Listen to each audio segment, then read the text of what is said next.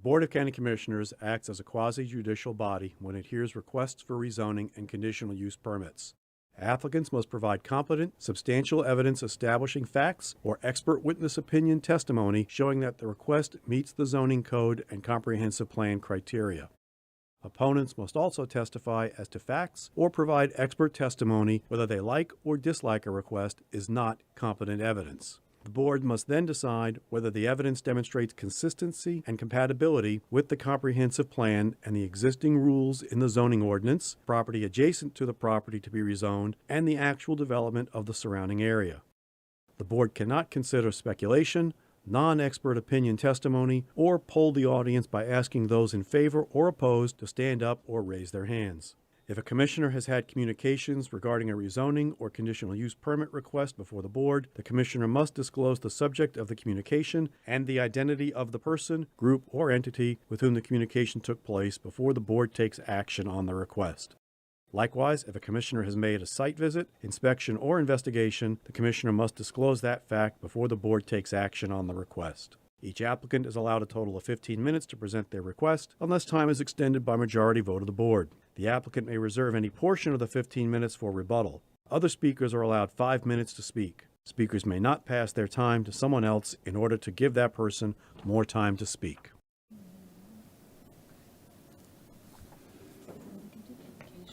Is Pastor Dylan Boss here for the invocation? Oh, he's probably outside. We have a bit of a situation. We're waiting for the sheriff's deputies to come because, we usually don't start a meeting without assuming that the public and, of course, the commission is safe. So they were told not to let the public in, and we cannot start this meeting without the public. So I guess, we could recess. We haven't even officially opened the meeting yet, so we're going to hold off about 5-10 minutes at least until we can get better organized because we definitely don't want to get started without the public.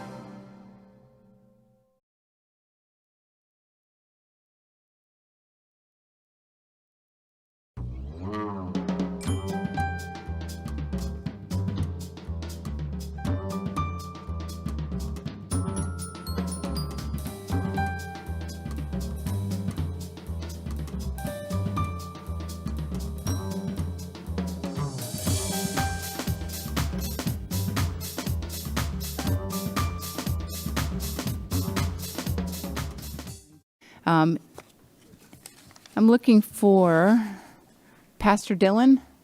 There you are. Come on up.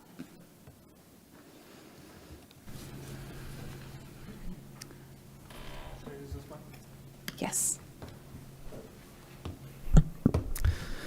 All right, let's open up in prayer.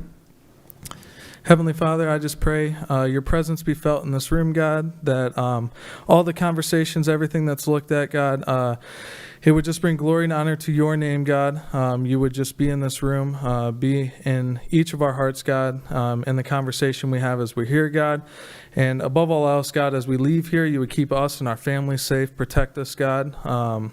It's a crazy season and time we're in with the pandemic and everything going on, but we know you're in control, God. We're trusting you, believing that you're in control and you're going to work all things for our good and your glory. In Jesus' name we pray. Amen. Amen. Thank you. And that was Pastor Dylan Boss from Discover Life Church. Okay, and with that, I'd like to call this meeting to order at 5:10. Sorry for the delay, folks. Our security obviously wants to protect the public and wants to protect the board, so there was a little delay with the sheriff's deputy getting here, so that's why we wanted to wait till you at least got inside that we could start the meeting. So if you could just stand and join me in the pledge.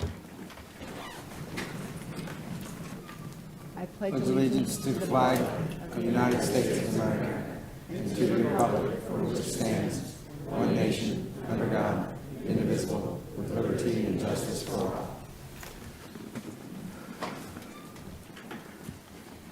Okay, we have no minutes for approval, so we'll move on to resolutions. Clerk Sadoff? Hi, come on up.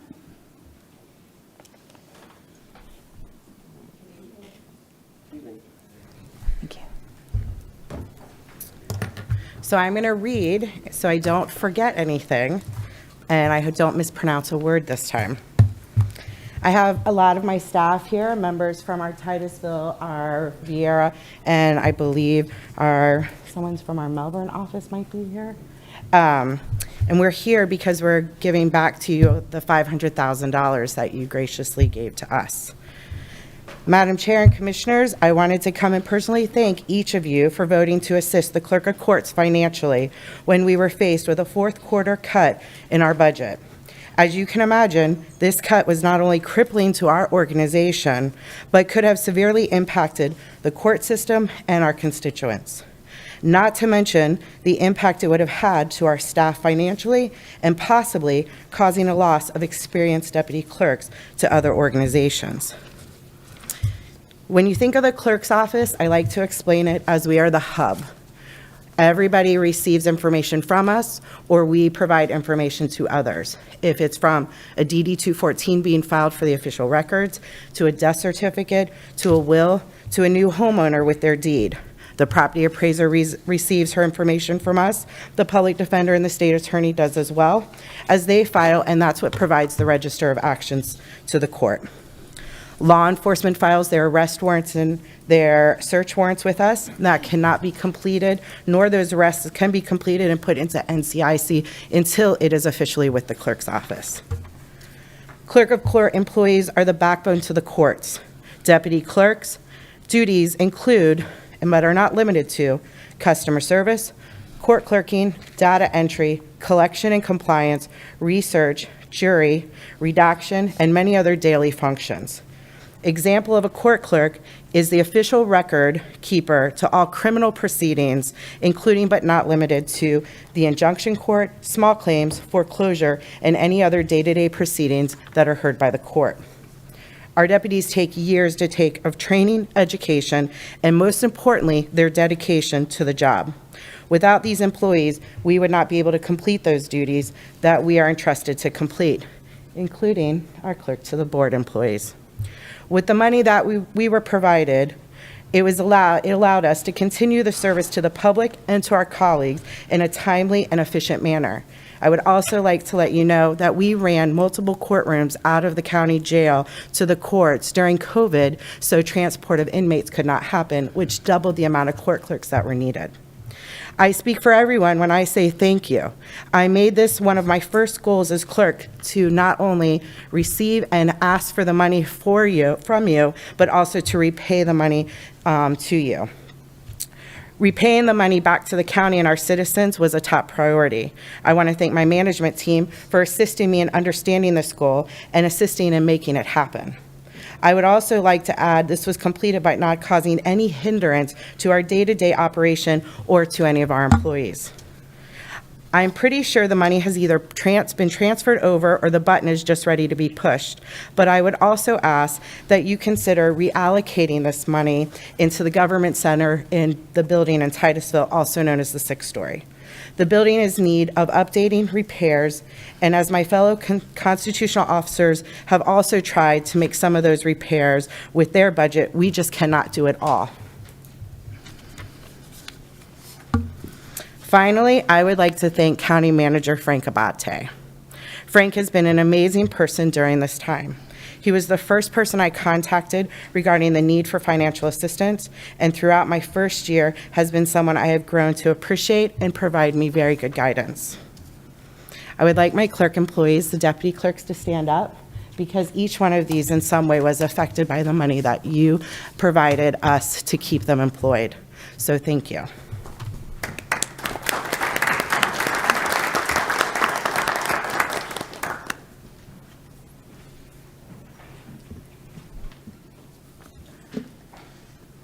Thank you, Rachel. And thank you for the great job you're doing. We appreciate you. I would call my office, set up a meeting, or just message me or call me, and we'll set something up and talk about the needs that you have in more detail. Okay, we have nothing on the consent agenda? Yes? I had a request. Oh, I'm sorry. No, that's all right. Don't worry about it.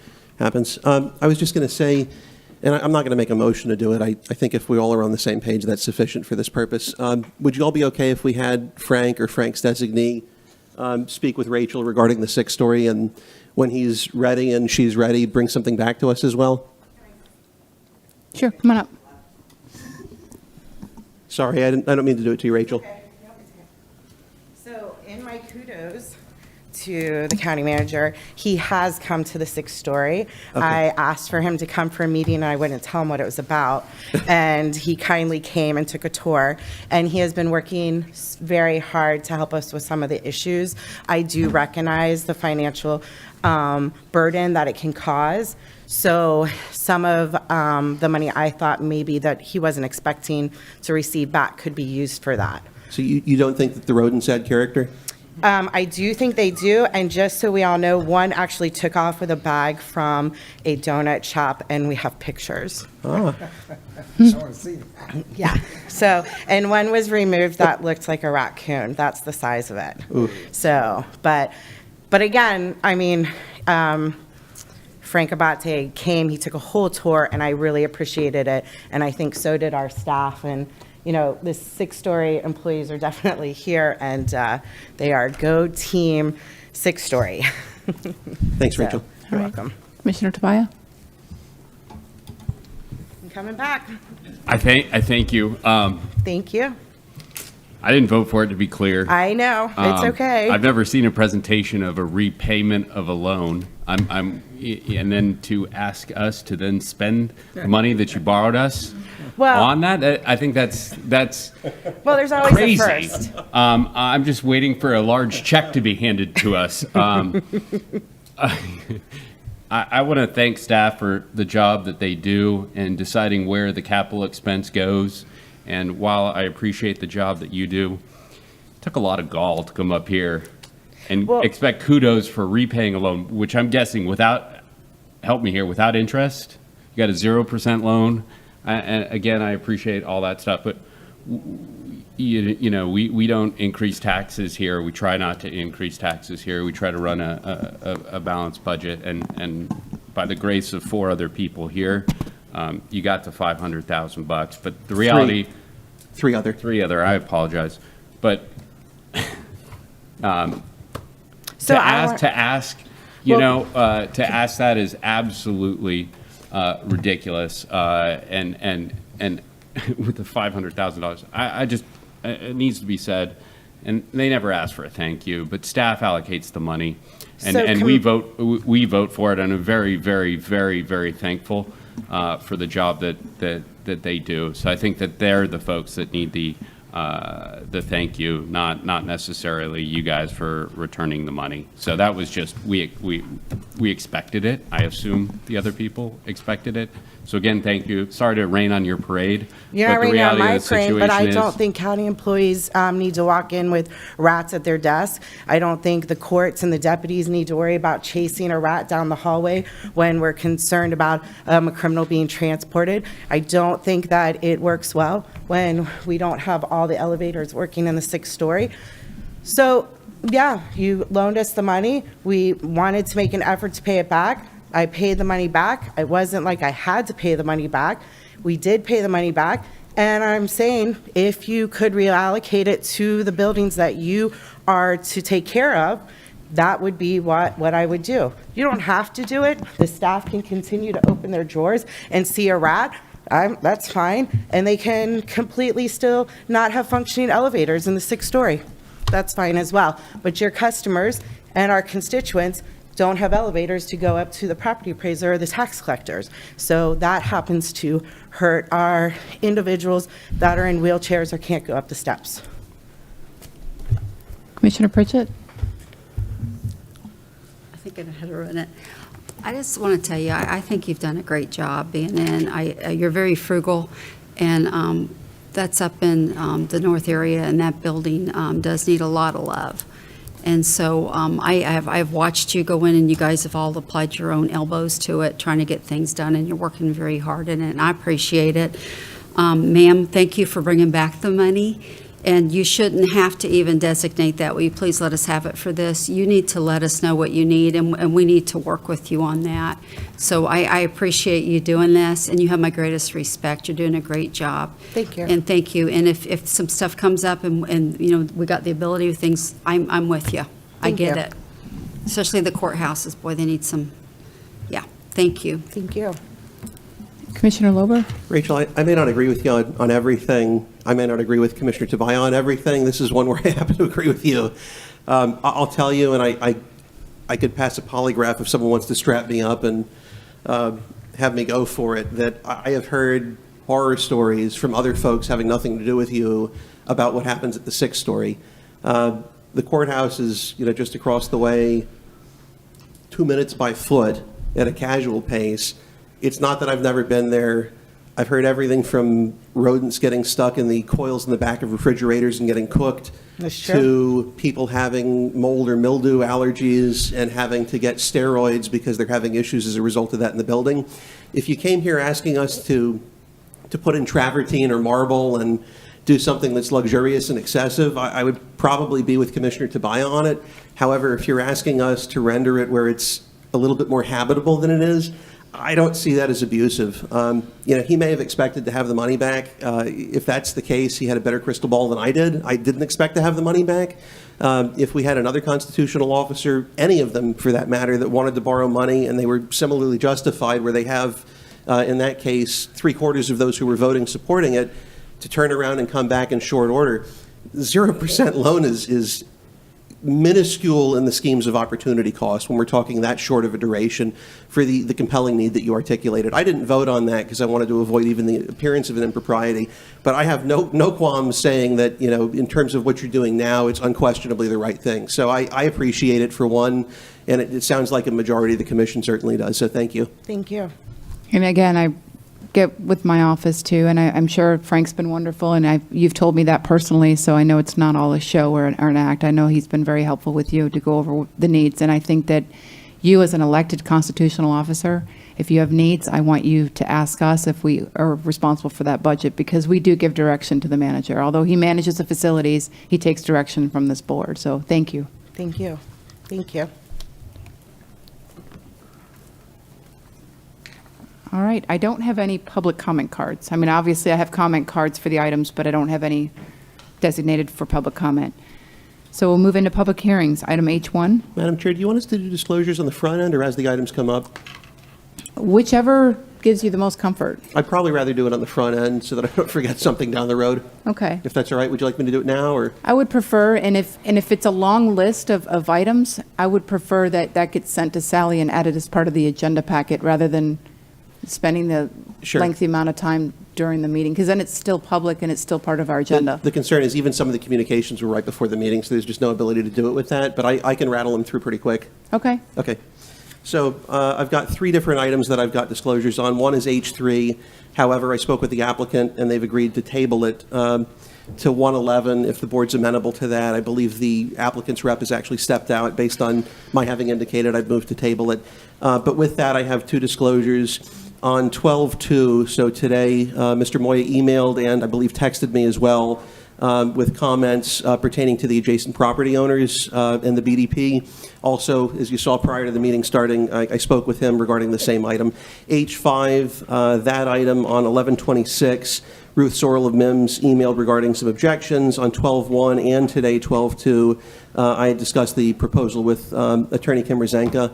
Also on 12/2, I had exchanged some emails with Laura Lee Thompson.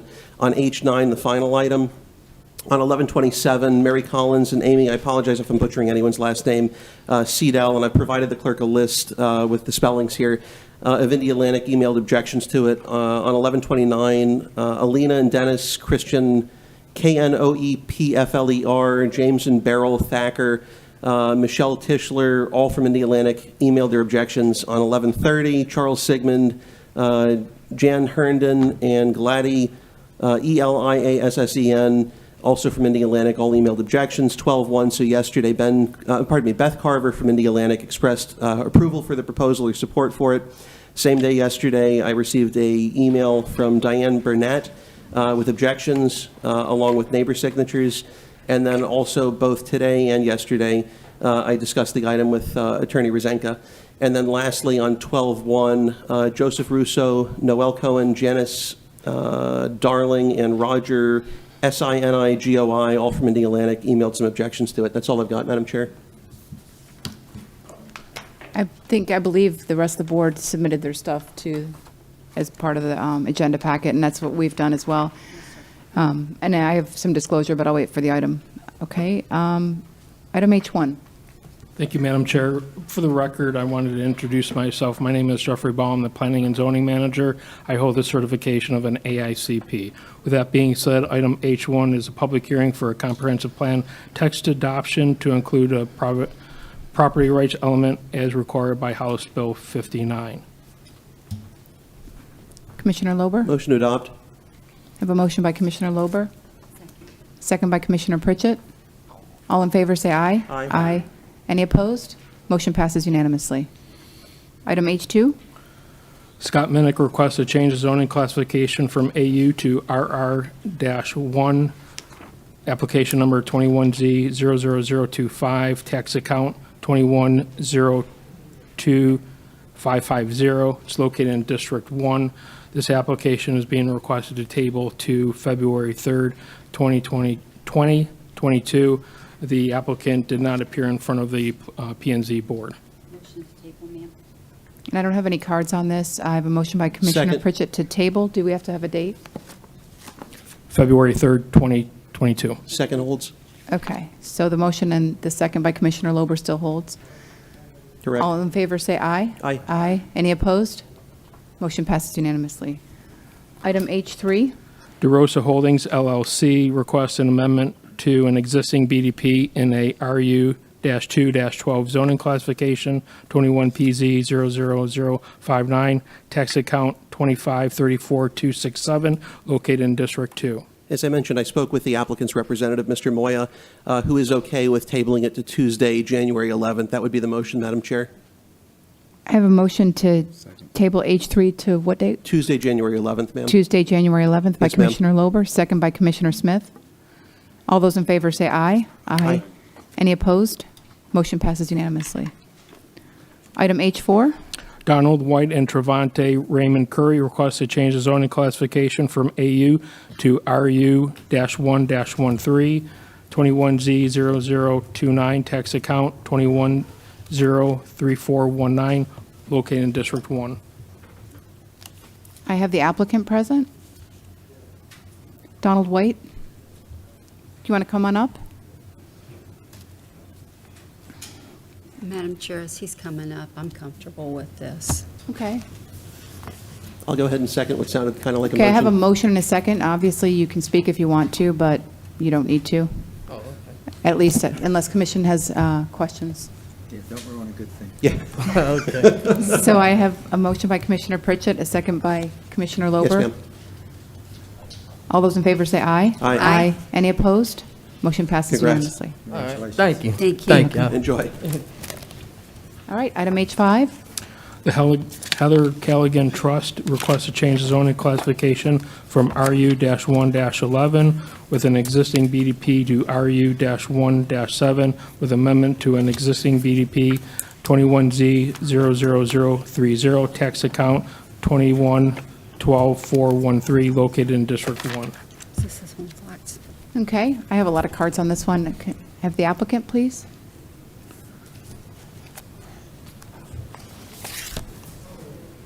If you just introduce yourself, and you know the drill. I think I'm going to pass out the revised binding development page and the site plan first. Okay.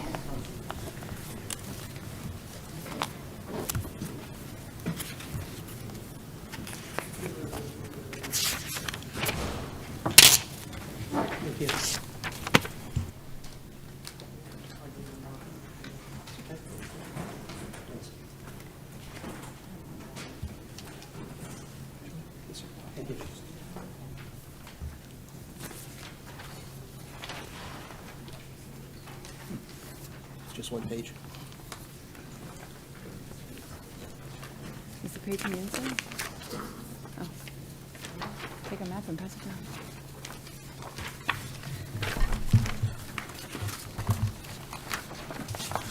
Good evening, Madam Chairwoman, members of the County Commission. My name is Kim Rozenka.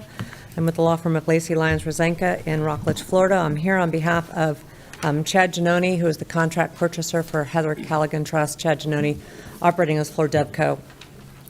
I've spoken to all of you about this matter. The minutes are pretty complete as to what I've said last time. So what I'm going to do is go over these items briefly and then save up for rebuttal and any questions you may have. I'm here with Chad Giannone and the engineer of record, Rick Kern, if you do have questions. This is actually seeking a replacement of a binding development plan with RU1-7 zoning from RU1-11 zoning on 79 acres. The sole purpose of this is for flexibility and clustering to allow 50-foot lots instead of 75-foot lots. However, we have agreed in the binding development plan that the no lot will be less than 6,000 square feet, which was consistent with the prior binding development plan. This is not an increase in density. We're not asking for more. But this property has not been able to be developed because of the extenuating circumstances of this property. It's got a road that bisects it, it has large trees, it has wetlands, and since the zoning in 2005, there was a conservation easement of almost 17 acres that was placed on this property through St. John's, and that was after the binding development plan and rezoning from 2005. This is not a zero-lot subdivision, as some of the objectors have claimed. This is actually, that requires a conditional use application. We have not asked for a zero-lot subdivision. This is just for RU1-7 with the binding development plan, which imposes some pretty stringent buffers as there were before. Also, the setbacks from RU1-7 and RU1-11 are all the same. They're identical. The rear setback is 20 feet for either one of them. The issues that have caused the concerns with the neighbors is that they want more buffering to the south. And again, this property now has a conservation easement over much more than the 300 feet. The old BDP said that there would be 1 acre units or a bigger buffer along the south. But if you had 1 acre units on the south buffer, you'd have 20-foot setbacks. Here we're offering a 30-foot buffer, and then you're going to have setbacks from that. So you're actually at a 50-foot setback as opposed to a 30-foot setback that you'd have had previously, or 35 when you had the 15-foot buffer for the subdivision.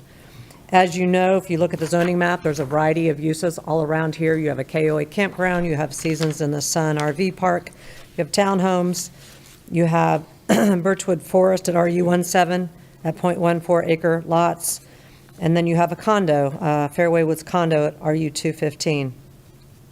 The community meeting on 11/8 of 21, there were 4 attended by Zoom. Their concerns were buffering, flooding on Hammock Trail and trash, traffic on Turpentine.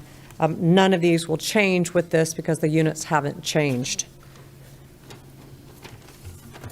There's going to be no greater traffic. It's still single family. It's still compatible with the area as it went in 2005.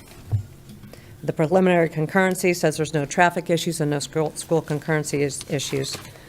You have in front of you, I just handed out 1 page of the revised BDP. If you look at paragraph 2 on the top of that page, it was inserted that the homes will be 1,800 square feet or larger.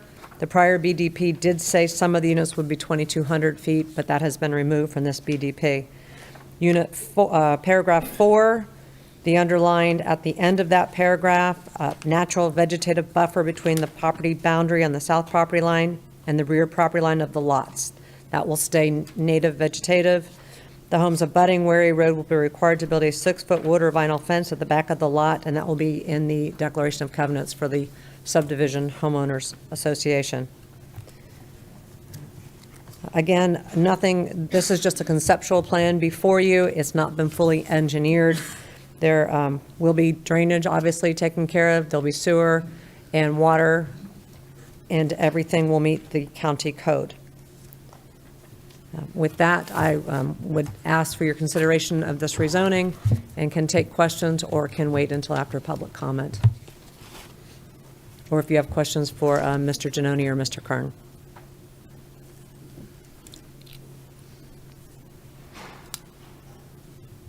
Yeah. All right. All right. Commissioner Pritchett? Okay. And I don't know if Mr. Giannone or Mr. Kern wanted to speak, or they just filled out cards in case they were asked questions. Okay. So I have Margaret Primerier. And if I messed it up, please let me know. Sorry. You were close. My name is Margaret Primavera. I live at 2485 Barcy Road. Thank you for your time this evening. I sent an email to Commissioner Pritchett, and I'm just going to give you a little bit of an overview of what I can tell you, the rest of you today. I've lived at this home for over almost 40 years. And I've lived with this natural buffer zone to be there behind my home. And I'm just going to read this. Our residence is an acre in size, just east of Barcy Road. South of SR 46, behind our residence, there's a ditch-controlled water flow, especially during hurricanes. This is a protected agriculture buffer zone with the drainage. I have, after experiencing several hurricanes while living in this residence, this drainage ditch is crucial in protecting the residents at this area from flooding. The water flow during this natural phenomena and current natural voltage buffer zone has served its intended purpose. The concerns of minimizing this buffer zone is, in this request, is significantly impact with residents in this area. Changing the natural the topographical state of this buffer zone will directly impact the flow of the water during these natural weather conditions occurring every year. On November 15th, there was a meeting, 3 o'clock, with the Planning and Zoning, and Kim Rosensky stated there would be no change to the buffer zone near my residence at all. Please look to the minutes at the meeting. The BD states that there is intentions of constructing large homes of small single-family residents in such small area, then this amount of construction reduction into the buffer zone. The new house would generally be built on a foundation, but we do not have any plans to even evaluate anything that is being done or where the homes would be going at this time, with it just being a rezoning. I also would like to say that the BD indicates that the berm would be constructed, vegetation, irrigation, and maintain the buffer zone. I feel this would not be efficient to control the natural flow of the water the current buffer zone has done all of these years. The 50-foot buffer zone proposal does not consist with the current zoning of 1-acre lots in this rural area. We all have chosen to live in its natural beauty, privacy, and safety of our families. I'm not opposed to growth or expansion. However, in the increase in this, many homes in such a small, dense area will generate more traffic safety. Now, I live on 46, and my home is right there off of Barcy Road, and it's my primary ingress. So the traffic has gotten much heavier since Love's has come in, and I've noticed that there's been a backup just in the 46 all the way past Seasons in the Sun at some given point. So I think there will be some effective decisions to construct extremely small homes in the condensed area will increase already congestion environment, only for monetary gain and to the best interests of the community. The schools and one hospital of Parish Medical are almost, if not already, full capacity at this area, where wait times in the emergency room have increased significantly. In order to maintain the integrity of what this area was intended for and the preservation of the current residents benefiting from the natural buffer, protecting the erosion, flooding, and damage, etc., it's my opinion in the conservation draining buffer should not be limited to 50 feet and should maintain its original from the established so long ago in 1999 and 2005. This particular buffer zone and rezoning has been attempted before, and the same concerns from then are the same now. Populated intent structurally and humanly. The area does not seem to be demographically designed for such a construction, and change the buffer zone will affect the rural allure and attract the individuals. Alerting the buffer zone and natural state to build more smaller houses will generate a negative ripple effect that can be detrimental to the existing residents in this area due to the water retention, drainage concerns, traffic congestion, ingress, increases, population overflow, and the resources this are currently provided the residents and visitors in this immediate vicinity. In closing, the BDP doesn't address some of the concerns of the building contingents to the rezoning. I understand this, however, the severe altering of the consistent buffer zone, 300 feet to 50, seems to be unreasonably unnecessary reduction. If the previous BDP indicates 800 square feet homes on 1-acre lots, this appears reasonable and would maintain current conservation buffer. I appreciate your time, and if you have any questions, you can ask me, but I just hope that you understand why I'm opposing this. Thank you.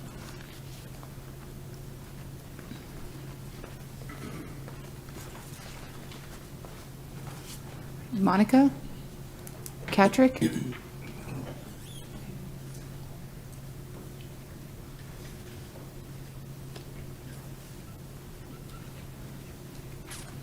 Hello. I'm Monica Katrick. I live at 2185 Weary Road along the southern border of the property that we're speaking of tonight. My husband and I are opposed. We've lived in our home here for 23 years. We've seen red fox, coyotes. We've seen all kinds of nature next door to us that our kids have grown up around and seen. We've seen a road before the Dairy Road extension was put in. There was no traffic on Turpentine. You know, it was kind of a dead end. And now it's expanded and grown. Thank goodness we have a lot of preserve areas on the Dairy Road extension. It makes it nice, and there's a place for animals. But I do worry about where are these animals going to go with this amount of growth. 198 homes added onto this land, and I know it's an oddly shaped piece of land, but 198 homes. Margie was very nice in saying that it would, she mildly stated how it's going to impact us. But if their plan is for the traffic in this neighborhood to go onto Turpentine, 198 homes is going to be like, I don't know, 400 to 600 cars coming on and off of Turpentine Road, depending on who lives in these homes. And then they're going to funnel onto Highway 46, which is already backed up because there's not enough road for the people that are on 46 now. The lights are backed up because of Love's. They put a new light in at Carpenter. Like my husband was stating, it makes complete sense to me. It's a 40-mile-an-hour speed limit on Carpenter Road, which runs parallel to Turpentine on the other side, and there's a light there that's meant to manage traffic. If all of this traffic goes down Turpentine Road, it's going to be a big problem for the peaceful citizens who have been here a long time. It's going to be very aggravating. That's a big problem for me. My husband and I walked along the edge of this property and looked at it recently before coming to this meeting, and we saw the gopher tortoises that live there, the orange trees that used to be there. There's a few left still. Mostly oak trees have grown and replaced them. But I mean, it is really nice land, it is. But going from having the buffer of all that land to they're talking about taking the 300-foot buffer that we agreed on in the original binding development plan and shrinking that to 30 feet. We took one of those long tape measures and stretched out 30 feet. And I said to my husband, are you kidding me? It's from here to there. We're going to be looking at from our driveway, we're going to be looking at the back of someone's house. That's not acceptable. That's not, 300 feet to 30 feet is not a compromise. I think if they wanted to compromise and give us something more reasonable than just asking the owners to put a fence in, which I don't know how that can be monitored and managed anyways. But we need more buffer zone on the south side, I think, for us to feel like that they're showing some sign of respect for what we had put in place 15 or so years ago. 198 homes. Margie said something I'd never heard before. She said they're handshake homes because they're squeezing so many in. You can reach out your window and shake your neighbor's hand, and I don't think that's acceptable either for the type of land that's been there for a number of years with multiple acres, with large homes and lots of space. And now they want to cram in something that's not meant for this area. So for those reasons, I'm opposed. Thank you. Thank you. Greg Holliday?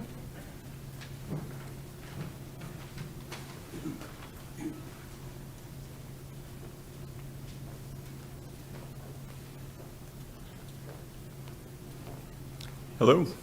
I live at 2181 Weary Road, on the south side, neighbors with Mike. The traffic has backed up a lot more now, especially I drive to work every day to Dixie Crossroads, and I'd go down I-95, and it takes a lot longer to get through there, and of course this is going to add a lot more to it. But my main concern was the buffer as well.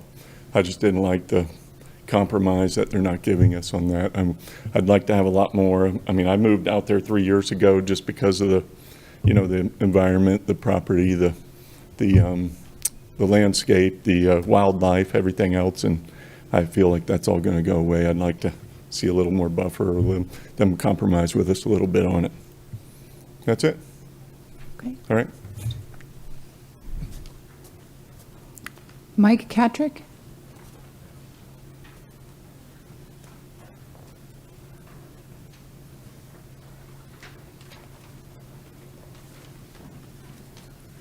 Good evening. My name is Michael Catrick. I live at 2185 Weary Road, the southern end of this property, like our neighbors, other people here are speaking of.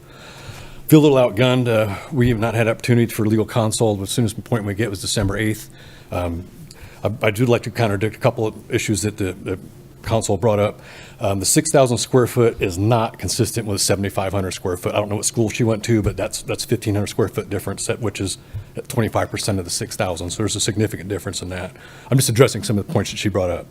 And the reason why this property hasn't developed it is the same owner that has it now bought it in 1999.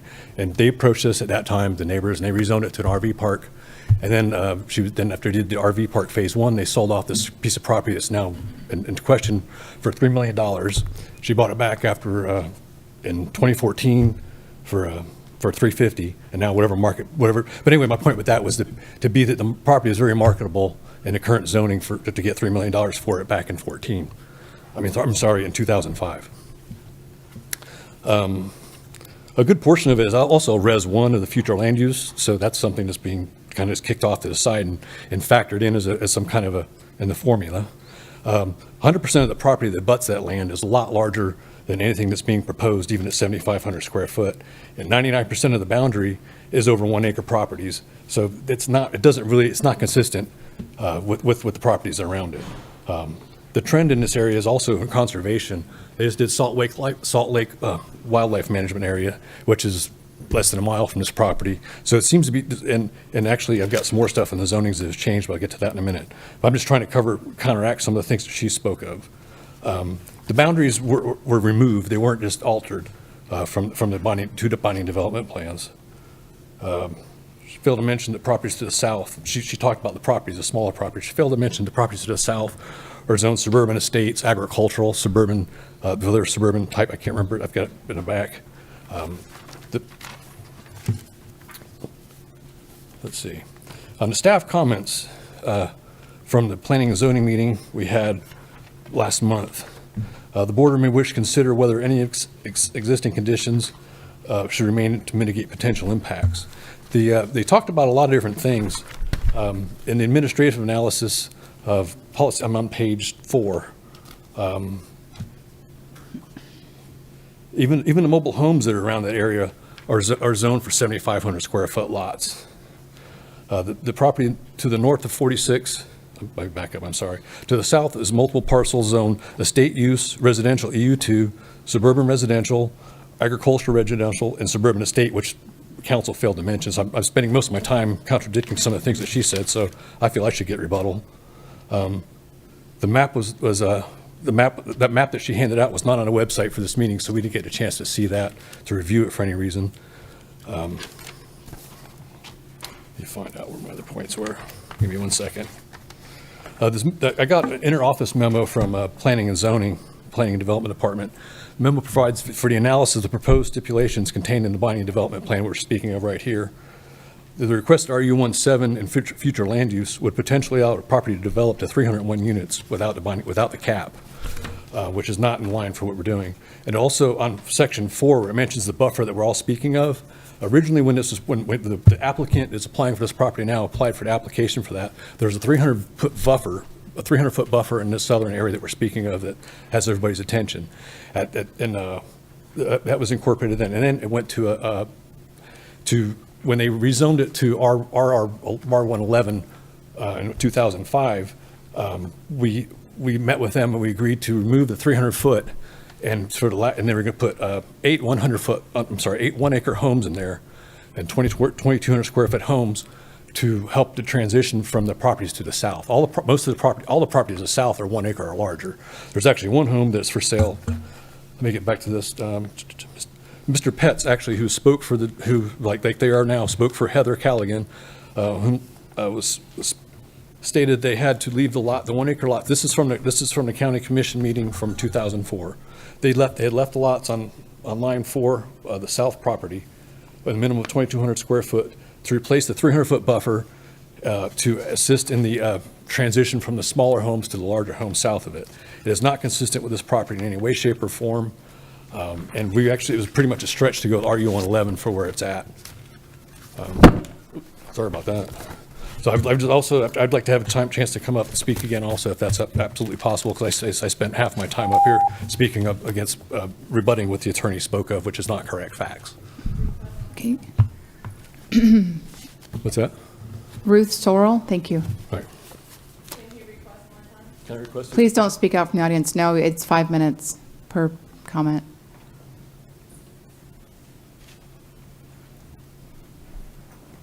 Hi. Hi there. I have some things to pass out. Am I allowed? Sure. Everybody up here? Make sure the clerk gets one as well. If you just want to give them to me, I can pass them down to make it a little easier for you, too.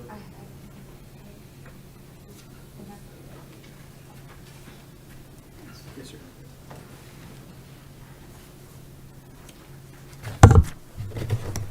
I know.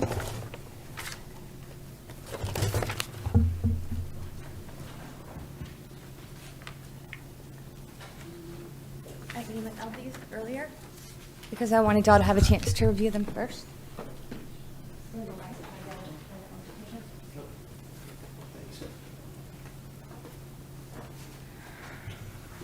I'm trying to figure out, I'm sorry, where the break is in this. Yeah, it's okay, if you want to. What is it?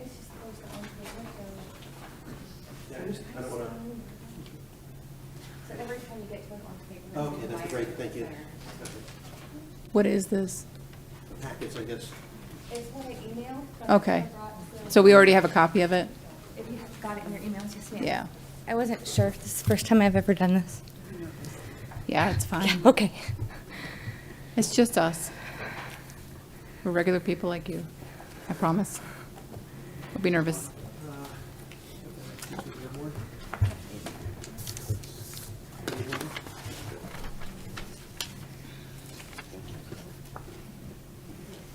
Okay. I got it. These are extras. Oh, yeah. Thank you.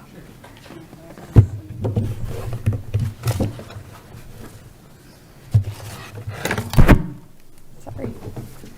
Ready? Deep breath. Okay. Can you give us your name? My name is Ruth Sorrell. I live at 1950 Tomato Farm Road, Mims, Florida.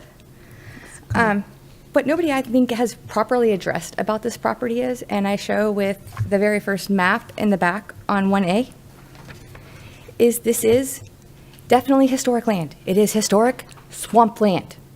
It has been swampland and noted so since 1845. When Sherwood was beginning to be developed in the mid-1950s, if we had the environmental laws and restrictions that we have now, there's no way that land would have ever been drained with those labyrinth of ditches to put Sherwood there. It just simply wouldn't have been allowed. So what we have left of this swamp is this land that we're discussing. Now, I live downstream from this, and nobody's also discussed that either. Those ditches, they drain into current wetlands. And I have a map of it.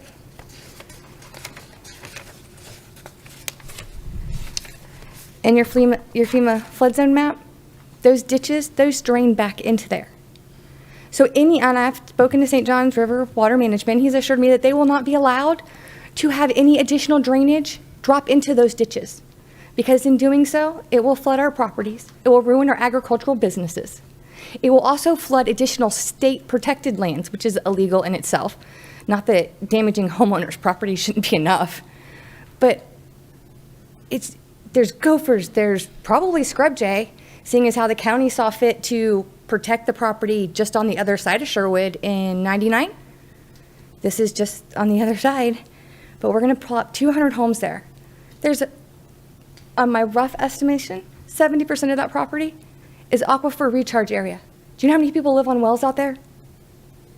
When they start redoing the top of that and they mess up that whole aquifer recharge area to build their big, massive reservoirs to contain the water on that property for their 50 to 100-year storm events, how's that going to change the water to the aquifer?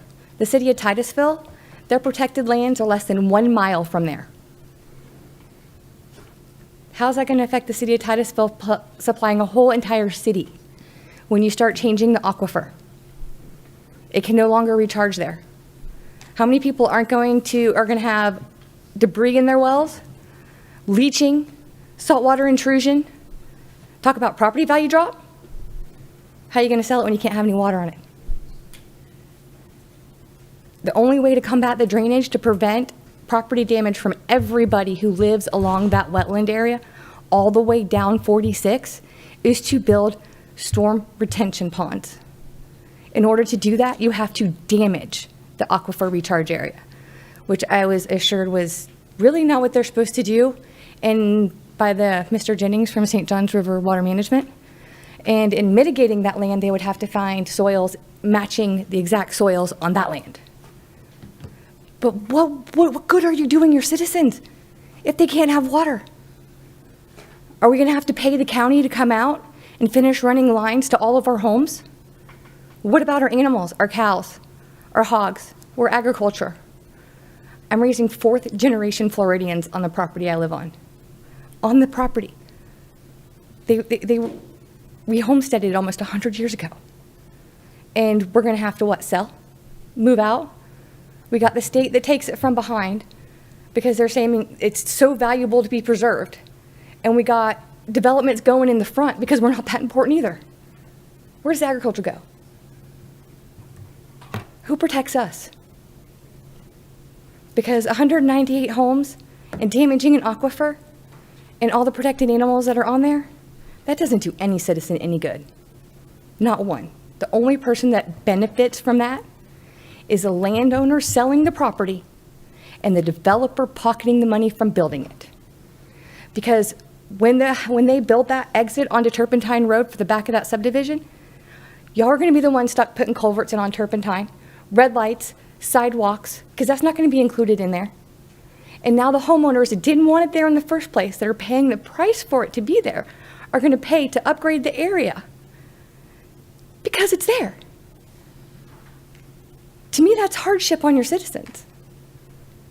And I'm just asking you, please don't do that to us. Thank you. Thanks.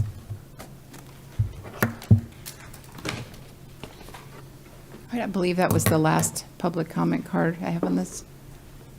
All right. Applicant want to come back up and?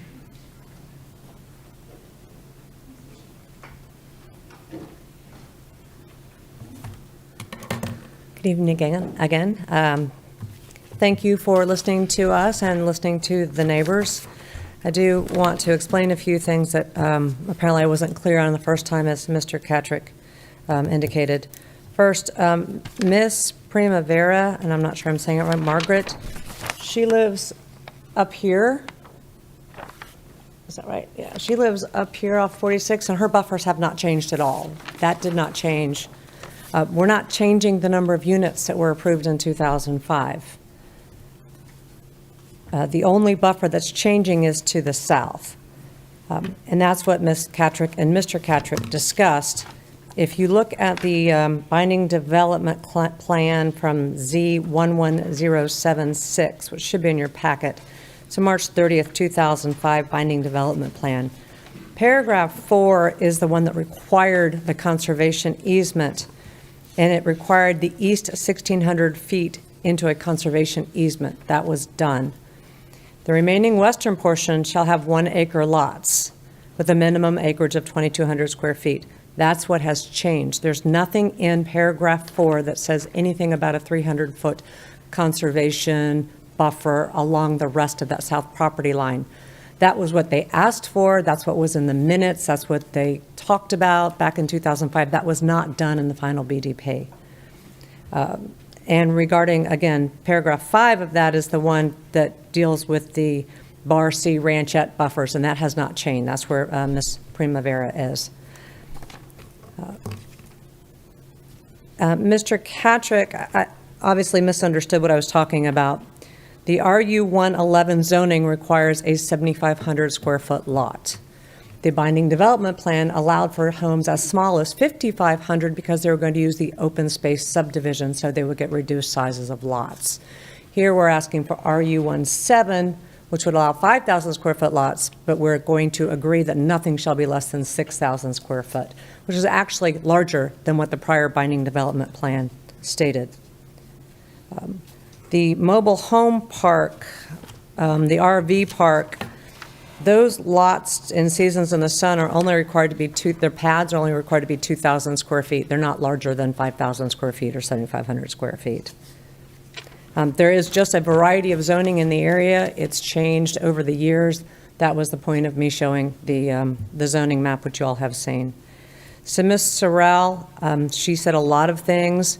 What we do agree is there will be no additional drainage into that ditch. We can't. That's the law, and you know it. We can't add water. We have to retain all historical drainage on the property with the development. In fact, in speaking with the engineer, we believe some of that flooding will be better because now it's going to be managed and contained. The gophers and the scrub jays, those are issues that will be addressed as site plan. And if there are scrub jays or gophers, either they'll be maintained or they will be mitigated and there'll be no net loss. Saltwater intrusion, I don't believe that's an issue for zoning. It may be for site plan, but I've never even seen that at site plan. But again, that's pure speculation on her part. She provided a lot of information. I don't see any proof of saltwater intrusion being a concern at this point. With that, I would ask that you approve the rezoning from RU 111 to RU 17 with the binding development plan as amended tonight with the document before you, which was also sent to Mr. Catrick earlier today. Hopefully he shared it with the neighbors. And again, we will give him a concept plan, but again, it's a concept plan. It's just to show you where the buffers were, to diagram the buffers.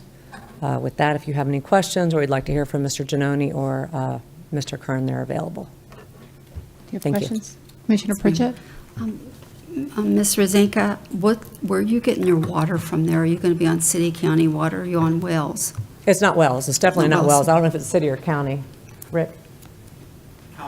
County. It will be on Okay. county per Mr. Kern. Because I think on our systems, we do have capacity still for water, so I think that should not cause an issue as far as the saltwater intrusion in that area, because I don't think it's going to draw on the wells from where we get our water from.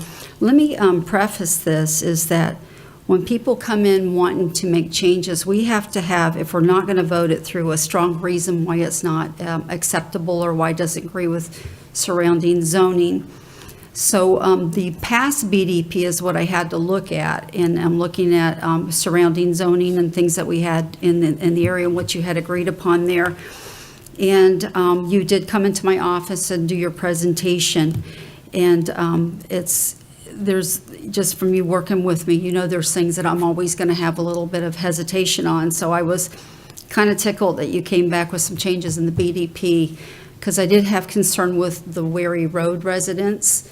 And you put down that in the HOA, you're going to have an OPEC fence behind the houses, so that's going to help with that. Plus, you added a natural buffer. 30 feet. Which I love natural buffers. I think it's the best type of buffer you can have because it's natural trees and it's still going to have that wonderful appearance.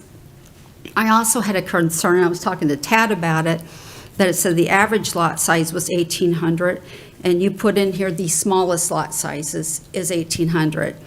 And then I also, the average house size. And then with the lot size, you could have had 5,000, but you went ahead and said you're going to do 6,000. So those were two things that I was going to bring up to you today and see if I could get that from you. You know, when we do this, and it's the same amount of houses, so I appreciate with the others that you didn't increase the houses. But I always like it when we cluster more instead of spreading it out on land. I think it leaves more of the conservation land and more of that property out there to be able to maintain a natural habitat for all the animals that, if they are there, to to build the home on. As you do this, you know you still got to get through all the stormwater. You got to get through all of the gopher tortoises and all those things. You still have a whole lot ahead of you as you're going to build this. And so there's some things you got to do.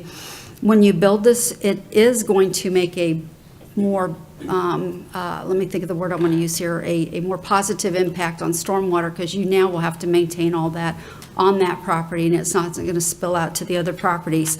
So that's one thing I do like when we are developing right now, that the developments we're doing are helping our stormwater situations greatly with flooding in these areas that have a lot of wet. And this has a lot of wet, and I'm glad you're not building on the wet or trying to mitigate it. I think that was a good thing. So I want to hear what else you have to say, ma'am, but as far as this, I think it's probably as close to the best project you could have come back with for the changes. I do appreciate the fence you're putting up to protect those neighbors on Weary. The buffers are still in place, and I'm really glad to see Miss Primavera is still going to have a big old buffer there. She's really not going to notice any change in her living. But I am thankful that all those big areas of land are going to be undeveloped now, and it's going to be more natural in those areas instead of having houses scattered to it with footprints on it. So right now, I'm probably pretty comfortable with supporting it. But if commissioners, you have something else, I'd love to hear it. But I do want to also say that when you had it, you had 1 acre lots with no buffer restrictions. Now we got 30-foot natural buffers. So I think this is good. Do you still have to do traffic studies?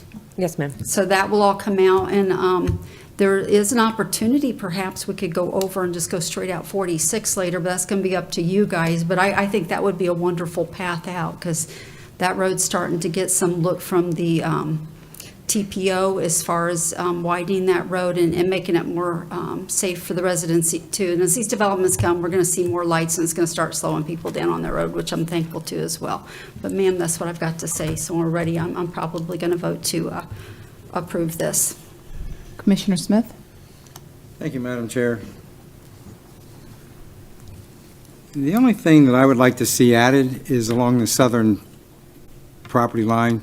You're providing for a fence, 6-foot-high fence, I believe. That's in there, sir. Right. It's in number 4. Right. We added that. Well, I would like to see some wording that whoever owns this property in perpetuity will maintain that.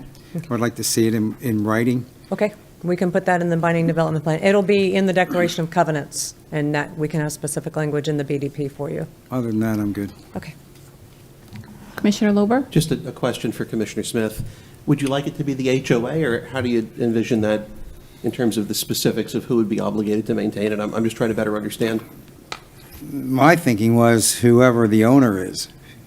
Which would be So- enforced by the HOA. Okay, Right, so if essentially the it's- HOA would, So it would be the HOA. I appreciate it.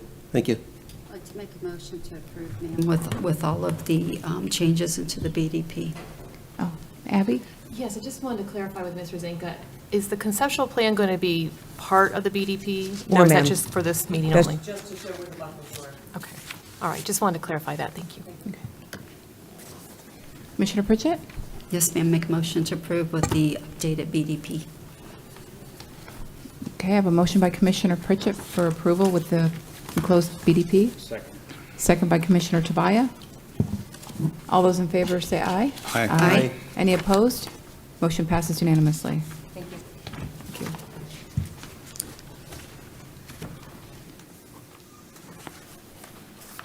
Item H6. Burnett Parish LLC requests a change of zoning classification from RU-1-9 and RU-2-10 to all RU-2-10, 21Z0031, tax account 2409609, located in District 1. Madam Chair, I just want to point out to the board that in your packet, there is a concept plan that Mr. Fernandez is preparing.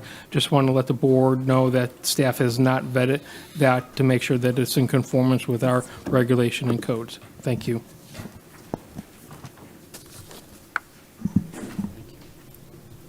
All right, are you the only card for this item? So, Madam Chair, good evening. For the Introduce record, Javier Fernandez, law office at 1200 Brickell Avenue, Miami, Florida.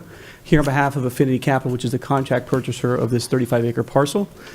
I know you have a long agenda. I can go through a presentation we've prepared, or if the board prefers, I'm happy to take questions. I'll leave that to your discretion, Madam Chair. Commissioner Pritchett? We have one. Is it? No? Yep. I'm sorry. Okay. I studied through it, and it's for affordable housing. I think it looks like it's a good fit. So I don't know what you want to do as far as the presentation, but Commissioners, I think it's a good project for the area. Madam Chair, if there are any questions, I'll just take questions, if that's fine. Commissioner Tobias?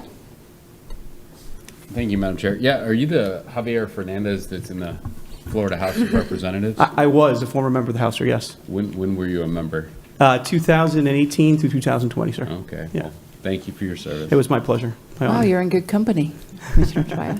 Well, that's debatable.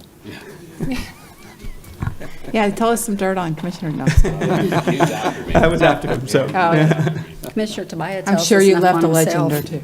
Yeah. All right. Commissioner Pritchett? I'd like to make a motion to approve it. Second. Motion by Commissioner Pritchett, second by Commissioner Smith. All those in favor say aye. Aye. Any opposed? Motion passes unanimously. Thank you very much. Thank you. Item sir. H7? Madam Chair, I'm going to read item H7 and item H8 together as their companion applications. However, you will need to make separate motions on those.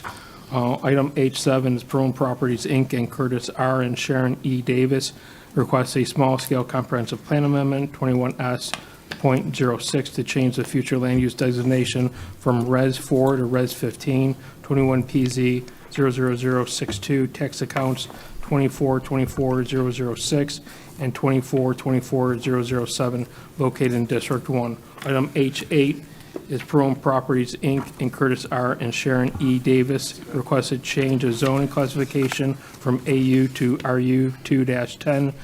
Application is 21Z00032, tax accounts 2424-006 and 2424-007, located in District 1. Mr. Fernandez also has a concept plan that is being presented. However, staff has not vetted that to make sure that it's in conformance with our codes and regulations. Thank you. Commissioner Pritchett? Yes, sir. I read through this. Let me ask you a question. I think you're probably going to have to do some work on the traffic. Yes, ma'am. Again, for the record, Javier Fernandez, office at 1200 Brookville Avenue. Yes, we are just at the beginning of this process. We will have to go through subdivision, engineering, and we anticipate that particularly Plucky Brom Road will require some substantial traffic upgrades. Wonderful. And thank you for working to bring in some affordable housing.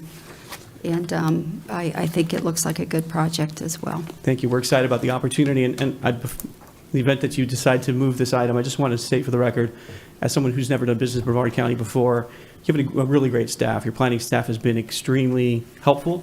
So Mr. Baum and his team are to be commended. Certainly working with them has been a pleasure. Should I just make a motion to approve it?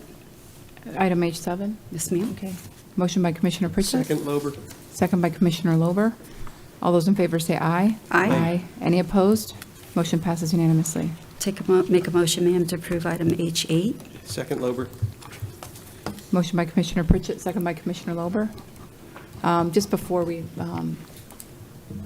because I have no lights, is staff, I mean, I know you haven't taken a look at the concept plan.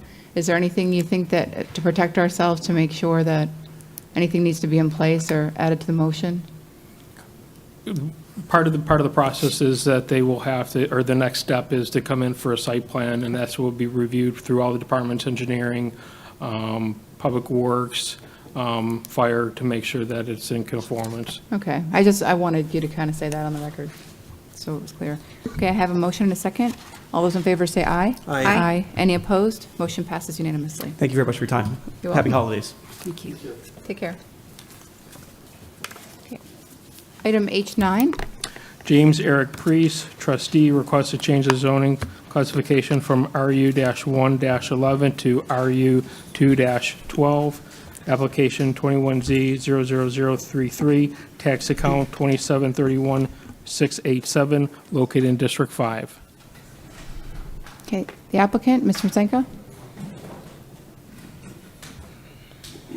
And before Ms. Rosenka comes up, I mean, there were I mean, I'm sure your office got inundated with emails. It's because this item was, basically pushed by a few very motivated people, which, I don't begrudge. It's part of the process, but I would just, caution, there was some information that may have not been correct. So I would just say, be open-minded. And I have one public comment card, if that's any indication how email is sometimes easy to send. And I've included that with the packet. I did talk to Ms. Rosanka on Tuesday about this item, and again today, because I wanted to see if the applicant would be amicable to some possible changes, so. Mr. Lober, or Commissioner Lober? Just, I believe they've been called far worse by many. No, I just wanted to say, since you mentioned that with respect to the emails that you received, I actually did take the time to read through, I believe, all of them. If one slipped through the cracks, it may have slipped through the cracks, but certainly a number of them. And I'll say, it's not that there was an issue with their having reached out to me, but in terms of the criteria that we're obligated to consider, there was really an absence in the vast majority of the emails of anyone even touching on it. So while it may pull at the heartstrings to a degree when I have to look at consistency and compatibility, it really wasn't mentioned in a lot of what I've seen. There was a lot of speculation, a lot of conjecture, but not really much in the way of solid, even assertions that would give me some specifics that, even if we were to assume were true, would give me a basis to side the way that they want me to side. I appreciate that. Ms. Rosanka? Thank you. Again, good evening, Madam Chairwoman, members of the County Commission. My name is Kim Rosanka. I am with the law firm of Lacey Lyons Rosanka in Rockledge, Florida. I've come here under the application for a triplex. My client has agreed today, in order to try to alleviate some concerns, that he would do a duplex. He would only do 2 units. He would like one to go onto Franklin and one to go onto the road to the south, which just escaped me. I don't know why it escaped me, because everyone Grosse who Pointe. wrote, yes, Grosse Pointe. He is going to live in one. He's going to sell to another that has children. He does not want to limit the other owners. We're going to do them in a condo fashion, because we're not going to do a plat, and it's not going to be a townhome. So there'd be deed restrictions. However, he's not sure what they're planning to do it. He knows they plan to live in it, but in order to go forward, if that would alleviate some of y'all's concerns, he would do a duplex with one entrance on each side. That's all he's willing to agree to at this point. And if that's not acceptable, I can go through my entirety of my presentation with with the comp plan and the ordinances and all of the speculations. I went through all of the emails, the duplicates, the triplicates, the redundancies, the catastrophizing, the social media, the mayor getting involved, the Nextdoor app, the nefarious people that are going to live there. There were comments here. I've done North Merritt Island and not seen the comments like this before. So it's been interesting. What I thought was completely compatible with a triplex based upon the size of the units and the sizes next door to it, I was surprised by the outcry, and I believe it was the social media from the mayor. Again, Commissioner, I look to you. I have a long presentation. Obviously, I have. I know there are some conditions you thought would be acceptable. They're not to my client. So either I can go forward, we can table and try to work it out. We don't want to do that because we'll kill more trees with the other 100 emails you get in. So I'd like to go forward with a limiting to 2 and a BDP with 1 entrance on each road. So if I can interrupt you, you said that your client wasn't agreeable to some of the things that we talked about today. So he's not agreeable not to put restrictions on that home being a resort rental? I think that was, at least a legitimate concern. It is a legitimate concern, but you guys have just passed the private property rights element. Right. And it's RU 210, RU 215, RA 26, condos. You've got everything around it in a Res 15. And so it's an appropriate zoning for the area. He's not planning to do it, but he's not willing to limit a ownership to someone else he plans to sell to. He actually had 2 people ready to buy 2 units, and now he's only going to have 1. So, and there was another condition that was referenced that we just didn't understand what it meant. So, Did it have a residential, similar residential look, I guess, of the right, and I don't neighborhood? know what that means. We don't. Okay. It's going to look like what's in the neighborhood. Well, then because we'll see what the board decides to do then. Okay. Commissioner Lober? Madam Chair, and I really am going to lean heavily on you. Obviously, as the trend has been, I can count on a hand, actually less than a hand, amongst all the districts, how many times I've done differently than the district's commissioner in whom the project falls or the rezoning request falls. This is one I really am going to lean on you for, but what I would suggest, if you want, just to throw out there that I'm amenable to doing it as well, if you wanted to table it, and I'm not saying you should or shouldn't, I'm fine doing that, but if you do decide to make a motion to table, which I'll happily second, I would ask, to the degree that we're able to see a conceptual plan when it comes back, or preferably even before that, if that's something you're interested in. If you're ready to vote on it tonight, I'll be ready to vote on it tonight, though. It's up to you. Okay, well, let's hear from the public. Yeah. Oh, your time was running down. I'll add to it if you need it. All right. Sorry about that. All right, Diane Burnett.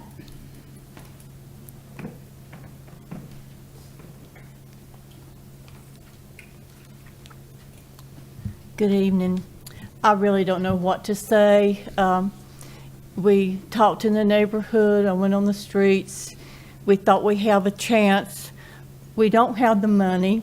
We don't have the presentations that I've seen all these people have.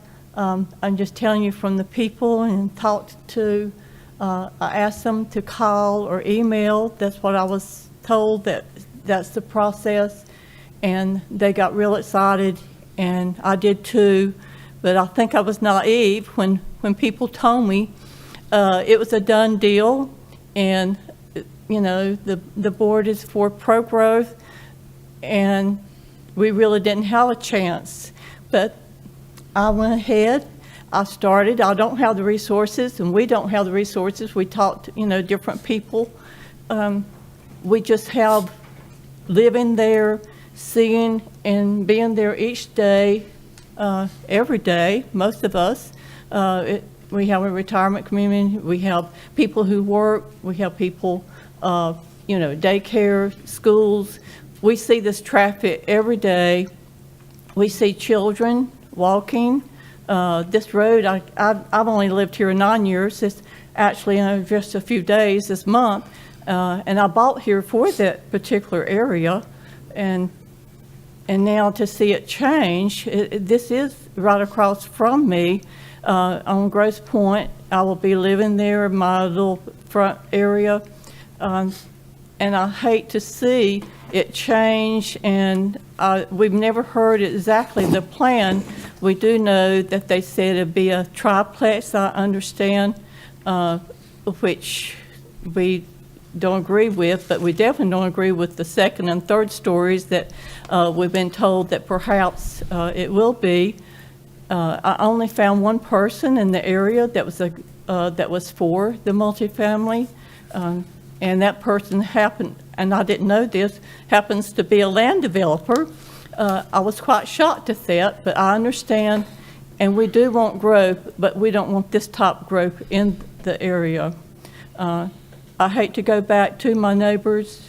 I would have hope that you listen to us and your emails and listen to the voices there.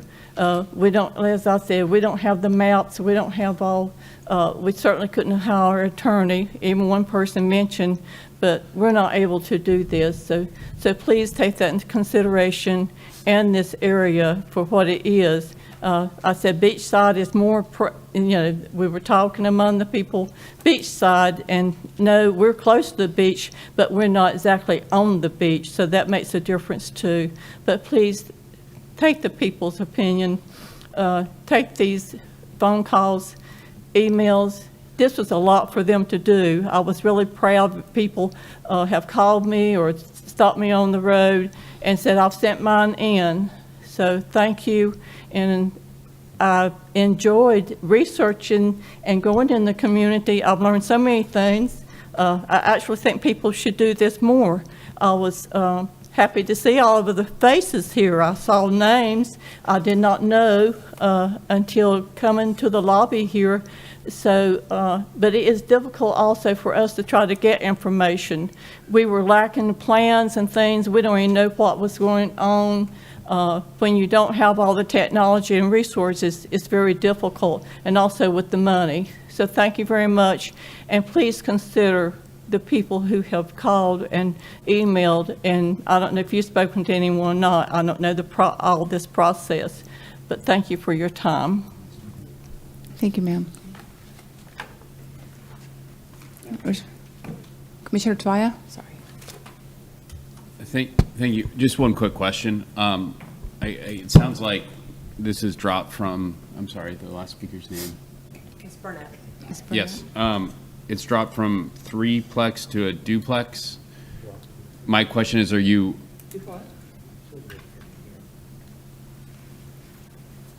Sorry, I thought I could hear two until I no, got here. sorry, maybe it's me. When I looked at this before this meeting, it was a triplex. So it's been cut down just now to a duplex. It's So- down to a duplex. Yes, that's what was agreed Would it to. be single level? Ma'am, I don't know. This was just a change that just happened here. So I would argue that you guys have been very effective if you go from 3 to 2. My question is, does that change your opinion on it now that they've gone from 3 units to 2 units? And where would they be on the frontage? Where are the driveways entering? Are they going on the Grosse Point? Are they going on to Franklin? From what I heard from the applicant, there would be one on Grosse Point and one on Franklin. See, that's still affecting the area a lot. That's 2 families. Excuse me. That's 1 family per driveway. Sorry, Commissioner Toya. Yeah. Okay, I mean, when you say one, it's going to be one duplex? One duplex, two domiciles is, two families. Okay, would be wait a living minute, there. okay. It's going to be one duplex. And a duplex is a person living here and a person living Or a here, is that family. correct? Correct. One duplex, and one driveway would be going towards Franklin, That's what was said, yes. and one towards Grosse? Yes, Why ma'am. do you need one towards Grosse if it's just one duplex? Because the people of Franklin would be just as upset if we dumped both of those driveways onto Franklin. Pardon now? That's a compromise of alleviating any concerns about traffic, which I'm not sure that those are warranted considering it's one family coming and going on each driveway. So Well, when you say multifamily, from the things I've experienced and living here, multifamily, and that's still a duplex, right? Multifamily. yes, You it's don't not an know how many- apartment complex. Pardon? It's not an apartment complex. No, but in one duplex, you may have a family, 3 adults or more. And what I've seen down my street is that in one duplex, when I say duplex, one part of the duplex, they can have like 5 cars or more. But you could have that in a single-family residence that's 900 square feet, so that you can't tell people how many people can have in the Okay, house. but I mean, they're just to be parking fair. Parking along That's a the code- street is But that's what a code becomes a issue, that's problem. not, Pardon? that's a code enforcement issue, that's not a Okay. zoning What issue. about the width of Grosse Point? Okay. I'm just trying to find out, will anything make you happy? Or do you just That- want it let okay, natural? So this gentleman has gone The from. duplex is better, yes, sir, thank Okay. you, I'm sorry. Not to answer your question. Oh, no, That is better. I appreciate it. And I just want to let you know, thank you for participating. Your participation, I think, or So that I of can go your. back and tell them you listened. Amen.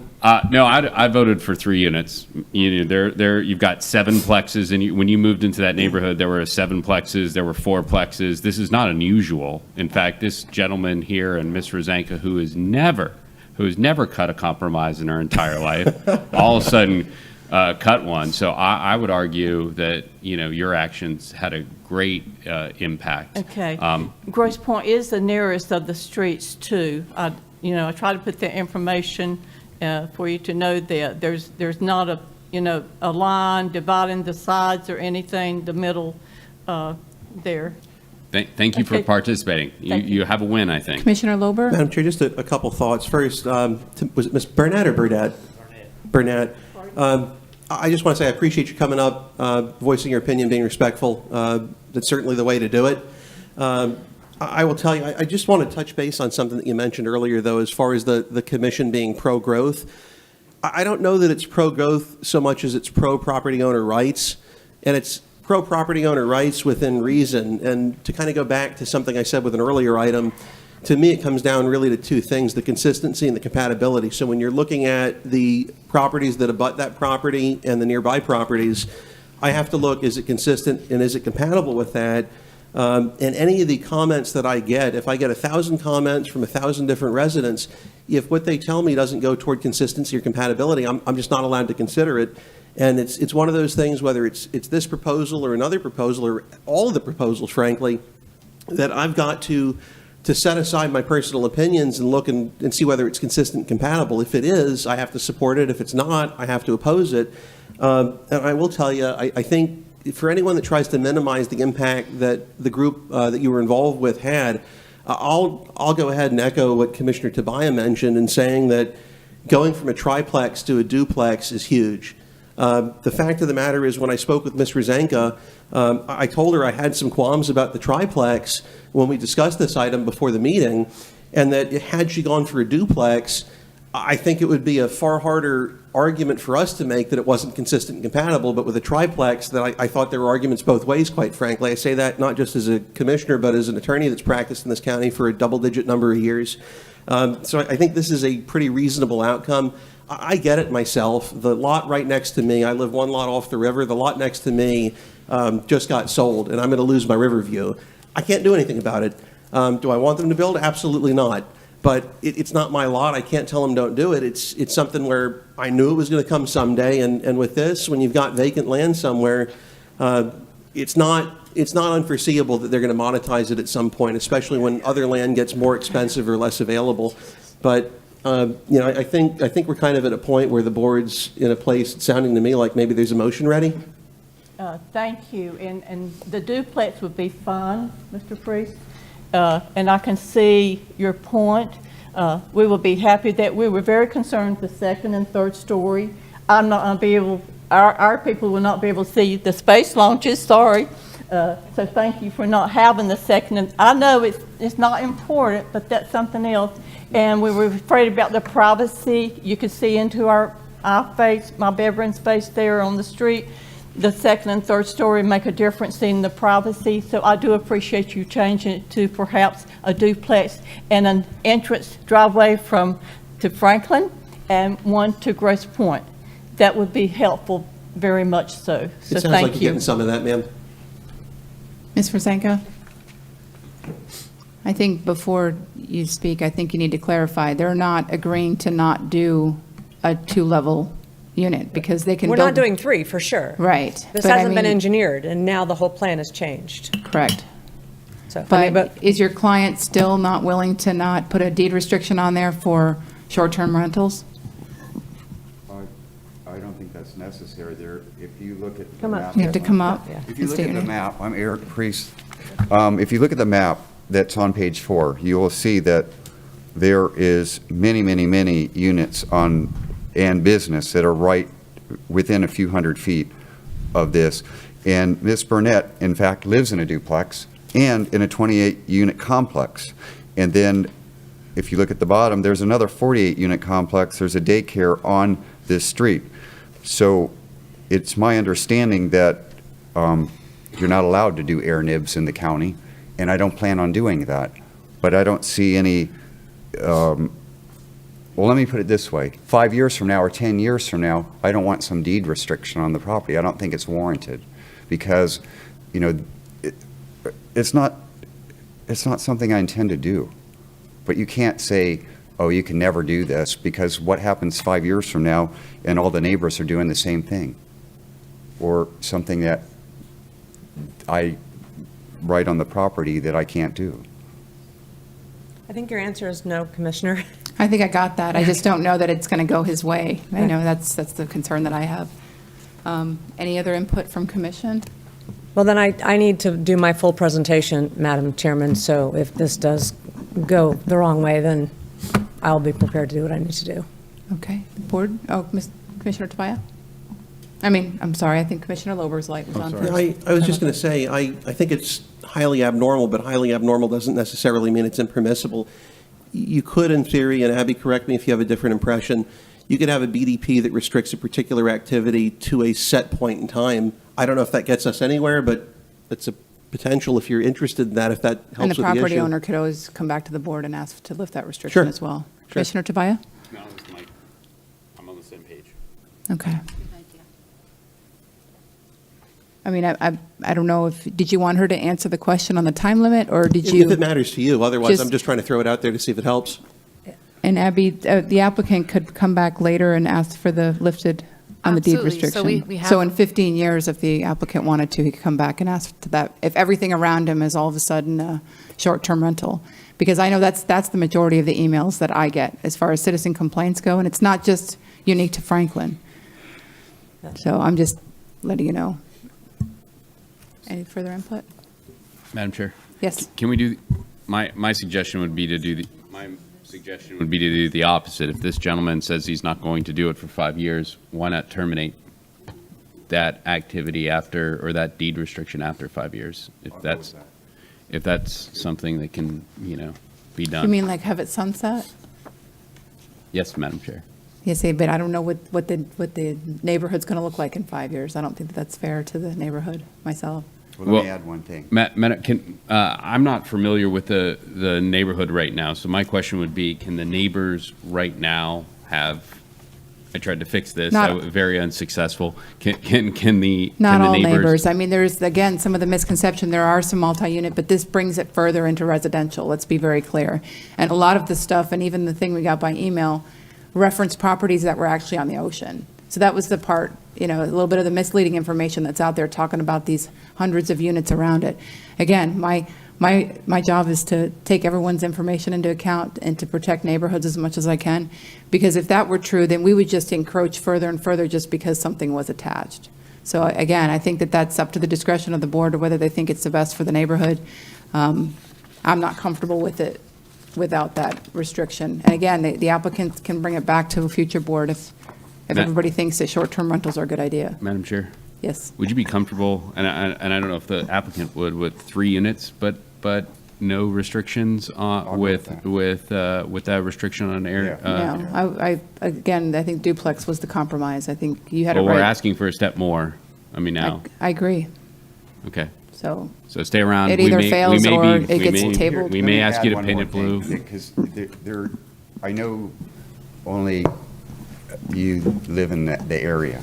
The area is not like extremely upscale.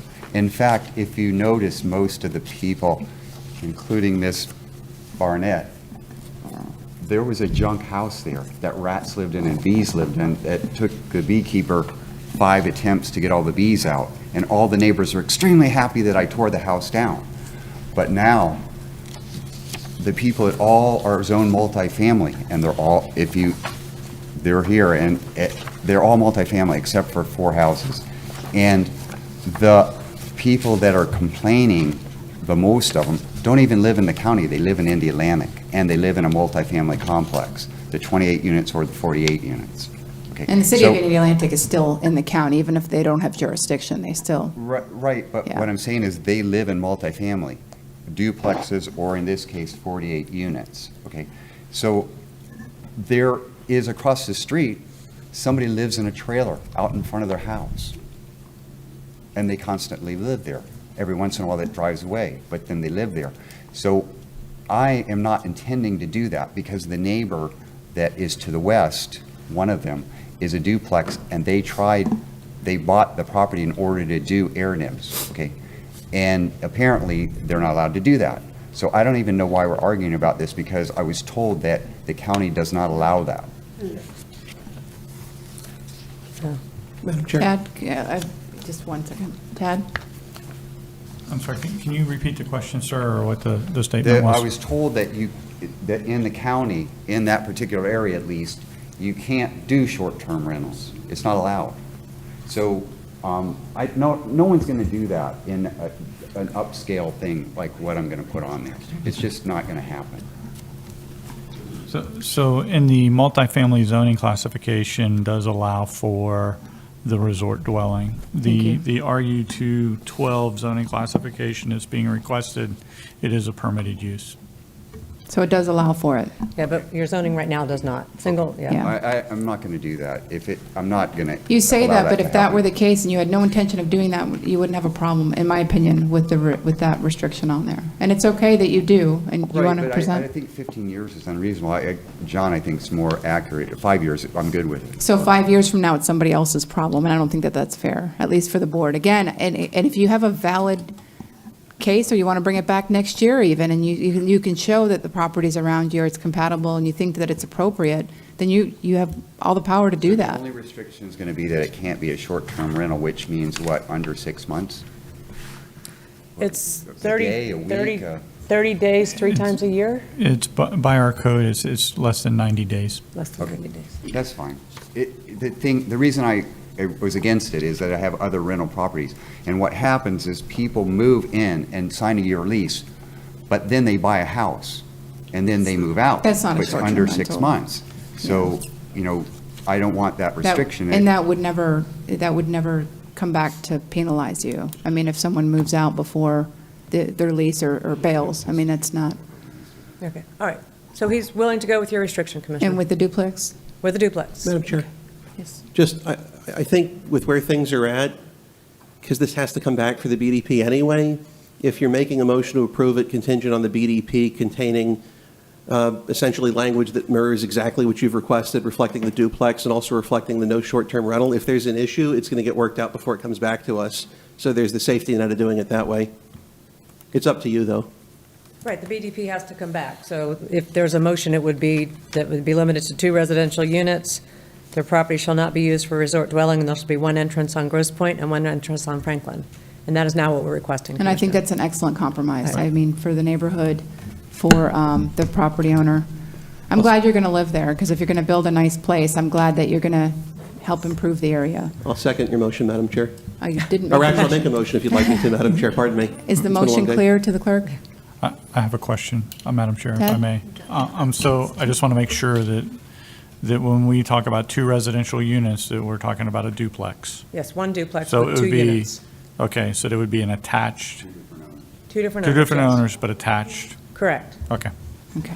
thank you. Like Diana Shore style, basically. It's just like what's across the street, where Miss Burnett lives. Okay. Do you still want to do your presentation? No, I'm good. Thank you. It's good, though. Better than mine. Yes. All right, is that okay, Madam Chair, as far as that motion? I'm satisfied with All it. right, that's Thank my you so motion. much. Motion by Commissioner Lober. I'll second the motion. All those in favor say aye. Aye. Aye. Any opposed? Motion passes unanimously. Thank you, guys.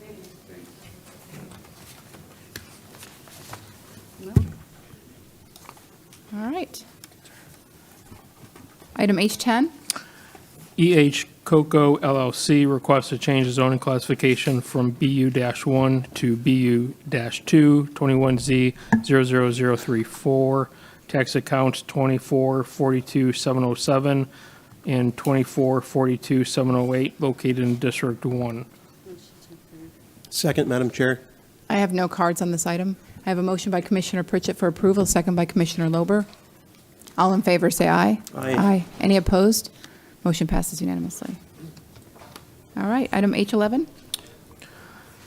This is the second hearing for an approval for the traffic impact fee credit reimbursement agreement between Brevard County and the City of West Melbourne and DHIC Hammock Landing LLC. Pursuant to the adopted transportation impact fee schedule, the anticipated transportation impact fees for this project is $714,300. This agreement requires the developer to construct intersection improvements at Minton and Hyde Road. The current estimate cost of these improvements are $947,763. The developer would be seeking a reimbursement of $296,537. Would you like a motion, Madam Chair? A motion by Commissioner Lober. Second by Commissioner Smith. All those in favor say aye. Aye. Aye. Any opposed? Motion passes unanimously. Item H11. Staff is seeking board direction combining the meeting schedules of the Planning and Zoning Board and the local planning agency. Thanks for the coverage. It was item I1. Thank you. All right. Commissioner Lober? Madam Chair, I have no problem with this. I've spoken with staff at length on multiple occasions regarding the quorum issues that we've had. I think for an unpaid board where we're asking folks to travel from potentially the extreme ends of the county to come where we have some meetings that are 5 to 10 minutes, it's just not fair. So combining them seems like a logical step, but I wanted to get the board's input because frankly, although this seems like a great idea, I think sometimes rather than adding more variables or changing more than one thing at a shot, just trying one and seeing how it works and then reevaluating may be the way to go. I like doing this, but I believe that staff, in glancing at the upcoming week's agenda, has another item designed to address quorum. I don't feel the need to go forward with the item that's scheduled next week. And I thought since it's on the same topic, we could bring it up today. The item, I believe that the crux of it, from what I gathered looking at it preliminarily, was that we would take away the alternates and make everyone a full-time appointee on P&Z. I'm happy with the way that the system is set up. I think when we make this step tonight, assuming the board goes in this direction, we should do a good measure in terms of getting rid of the quorum issue. Okay. I agree. So if everyone's good with that, I'll go ahead and make a motion to combine the P&Z and LPA to the greatest extent possible. If that means noticing them back to back or noticing them together at the same location as near in time to consecutive as possible or practical, great. And then I also, if the board's okay with it, would include in the motion a request to have staff bring that back to us no later than 6 months, just for review. If there's a problem prior to that, obviously staff is free to bring it back earlier than that if we still have a quorum issue. But if the board's okay, again, I would ask that we have the item that's scheduled to be brought up next week regarding striking the alternates, just take that off the agenda for this coming meeting, because I don't feel the need to support that since we're doing this tonight. That's a really long motion. That's the motion. I know you guys love me. I have a motion by Commissioner Lober, Second. second by Commissioner Smith. All those in favor say aye. Aye. Any opposed? Motion passes unanimously. All right, I have no new business. I have no public comment cards. And so I'm moving on to board reports. Mr. Abate? I have no report. Ms. Jornby? No report. Commissioner Pritchett? Commissioner Lober? Can you come back to me in just a moment, ma'am? Okay. Commissioner Tobias? Thank you, Madam Chair. As I'm sure all your emails have been inundated with the Malabar Scrub Jay Sanctuary Oh, Lord. recently. Yes, sir. I have a novel approach to this. Clearly, staff is working very hard. We've allocated grant funds in order to help scrub jays, but it's impacting mountain bikers and other folks like that. Malabar is very interested in this, even though this is managed and paid for by the county. So I called Abby's office and found out that there is a 50-year management agreement for these lands that the county abides by and takes care of. It's about 557 acres. I've been informed by staff that it's approximately $129 per acre, which is somewhere in the $70,000 a year range. Nothing has been done as of yet. I think staff's done a pretty darn good job informing folks. In fact, potentially too good of a job informing folks. But here's the ask. Since Malabar is so very concerned with this, it appears as though it's even going to be on the city's agenda. I would ask that we direct staff to begin the process of transferring the Malabar Scrub Jay Sanctuary to the city of Malabar. Now, that would require the okay from the state on the transfer agreement and the okay of Malabar, but I'm guessing they probably want to. They'll be discussing that, and then I would certainly be willing to handle that. Those resources could be used for other environmentally endangered lands that the county would manage. So that's the request, that staff begins the process at looking at the transfer of these 557 acres to the city of Malabar, Madam Chair. Commissioner Lober? Commissioner Pai, I don't necessarily oppose that. I just, to be blunt, there are things that are in my wheelhouse, and this is not one of them. If your motion is essentially to direct staff to start researching it and bring us back a means of accomplishing that where we're not actually saying go ahead and effectuate it now, I'm fine with that because that's not binding us. But this is something that, frankly, prior to your bringing up, I'd never entered my thought process, never once. I hate to do something that's irreversible without having a chance to do at least a little bit of due diligence. Madam Chair? Yeah, and this would begin, I think the motion was begin the process. So this is, Malabar may not want to even take this over. It would require them to abide by all of the management agreements that we've put into it, take over the financing, though it is my understanding it certainly would have to come back to us to sign it. And there's no need, Malabar may not even want it, but it certainly takes on the table off that they want to be able to dictate what happens there. And yet not have to pay for it. That's fair. So my goal is, if they do want to dictate, maybe they'd be interested in paying for it. That's fair. I'll support that. Commissioner Smith?